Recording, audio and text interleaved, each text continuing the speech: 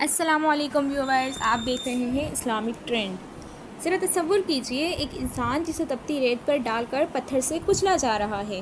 اس کا مالک اس کے سینے پر بھاری پتھر رکھ کر کہتا ہے اپنے معبود کا انکار کرو، مگر اس کی زبان سے صرف ایک ہی لفظ نکلتا ہے، احد احد احد۔ یہ کہانی ہے ایک عظیم صحابی کی، ایک غلام جو اسلام کے پہلے مؤذن بنے۔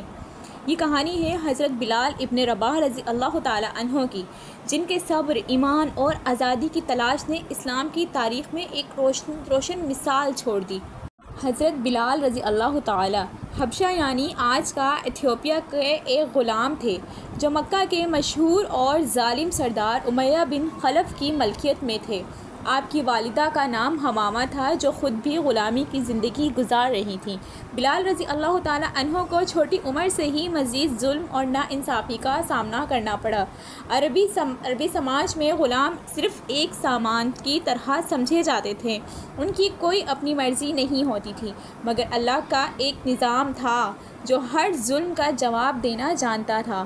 سامان کی طرح سمجھے جاتے تھے، ان کی کوئی اپنی مرضی نہیں ہوتی تھی، مگر اللہ کا ایک نظام تھا جو ہر ظلم کا جواب دینا۔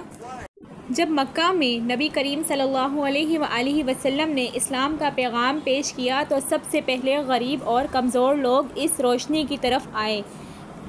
انما المؤمنون اخوہ، سورہ الحجرات، آیت نمبر 49-10۔ مومنین آپس میں بھائی ہیں۔ یہ پیغام غلاموں اور مظلوموں کے لیے ایک امید کی کرن بنا۔ حضرت بلال رضی اللہ تعالی عنہ نے بھی اس نئے دین کی سچائی کو محسوس کیا۔ آپ نے اپنے مالک کی عبادت کو چھوڑ کر صرف اللہ کی وحدانیت کو مان لیا اور اسلام قبول کر لیا، لیکن اس فیصلے کا ایک انجام تھا، بے حد سخت عذاب اور ظلم۔ اب یہاں تھا حضرت بلال رضی اللہ تعالی عنہ کا صبر کا امتحان، اور یہ تھی ان کی آزادی کی جنگ۔ جب امیہ بن خلف کو پتہ چلا کہ بلال رضی اللہ تعالی عنہ نے اسلام قبول کر لیا ہے، تو اس نے سب سے بڑا عذاب دیا جو کسی بھی غلام کو دیا جا سکتا تھا۔ نمبر 1، حضرت بلال رضی اللہ تعالی عنہ کو دن کے تپتے ہوئے ریگستان میں پھینک دیا جاتا۔ نمبر 2، ان کے سینے پر ایک بھاری پتھر رکھ دیا جاتا۔ نمبر 3، انہیں کوڑے مارے جاتے اور کہا جاتا کہ وہ اسلام چھوڑ دیں، مگر ہر مرتبہ بلال رضی اللہ تعالی عنہ صرف ایک ہی لفظ کہتے، احد احد احد، اللہ ایک ہے، اللہ ایک ہے، اللہ ایک ہے۔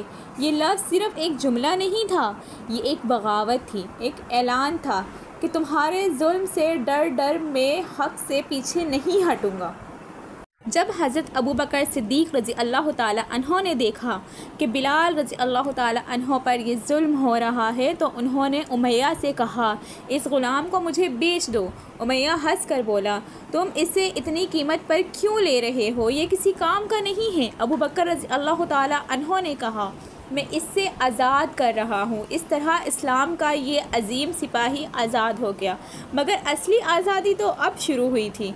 جب نبی کریم صلی اللہ علیہ وآلہ وسلم نے مدینہ میں پہلی مسجد تیار کی تو سوال اٹھا کہ اذان کون دے گا؟ اس وقت رسول اللہ صلی اللہ علیہ وآلہ وسلم نے کہا، بلال تم اذان دو، تمہاری آواز اللہ اور اس کے رسول کو پسند ہے۔ یوں حضرت بلال رضی اللہ تعالی عنہ اسلام کے پہلے مؤذن بنے۔ آج بھی ہر مسجد کی اذان میں حضرت بلال رضی اللہ تعالی عنہ کی سنت زندہ ہے۔ جب 8 ہجری میں مکہ فتح ہوا تو وہی لوگ جو بلال رضی اللہ تعالی عنہ کو ذلیل کرتے تھے، آج اسلام کی طاقت دیکھ کر ڈر رہے تھے۔ رسول اللہ صلی اللہ علیہ وآلہ وسلم نے ایک مثال قائم کی، بلال جاؤ اور کعبے کی چھت پر چڑھ کر اذان دو۔ وہ بلال رضی اللہ تعالی عنہ جو کبھی ظلم سہتے تھے، آج اللہ کے گھر کی سب سے اونچی جگہ پر کھڑے ہو کر اللہ کی وحدانیت کا اعلان کر رہے تھے۔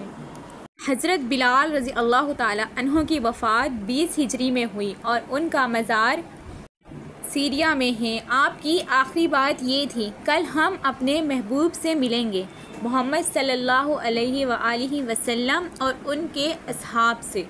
حضرت بلال رضی اللہ تعالیٰ عنہ کی کہانی ہمیں یہ سکھاتی ہے، صبر ہر مشکل کا حل ہے۔ ایمان کی طاقت دنیا کے کسی بھی ظلم سے بڑھ کر ہے۔ اسلام صرف امیروں کا دین نہیں بلکہ ہر غلام اور کمزور انسان کے لیے بھی روشنی ہے۔ حضرت بلال رضی اللہ تعالیٰ عنہ صرف ایک شخص نہیں بلکہ ایک مثال ہے جو ہمیں یہ سکھاتی ہے کہ جو اللہ پر بھروسہ کرے اللہ اس کے لیے راستہ کھول دیتا ہے۔ میں امید کرتی ہوں آپ کو میری یہ کہانی پسند آئی ہوگی۔ آپ ہماری ویڈیو کو لائک بھی کریں گے، شیئر بھی کریں گے اور سبسکرائب بھی کریں گے۔ تو ملتے ہیں نیکسٹ ویڈیو میں۔ اللہ حافظ۔